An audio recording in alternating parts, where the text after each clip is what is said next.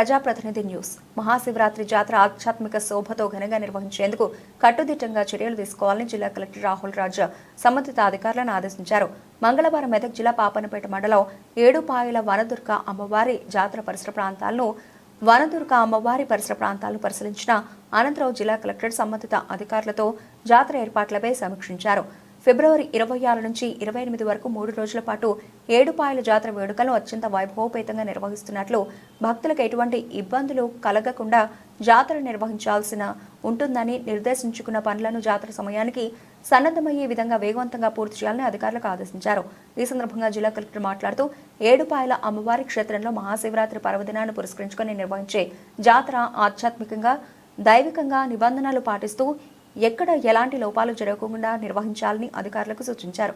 ఏడుపాయల ఆలయంలో జరిగే పూజలలో ఎలాంటి లోపాలు ఉండకుండా చూడాలని, శాస్త్రపరంగా అమ్మవారి పూజలు ఘనంగా జరగాలని, భక్తులకు త్వరగా దర్శనం లభించే విధంగా చర్యలు తీసుకోవాలని, జాతర నిర్వహణకు కట్టుదిట్టమైన భద్రతా ఏర్పాట్లు చేయాలని అధికారులకు సూచించారు.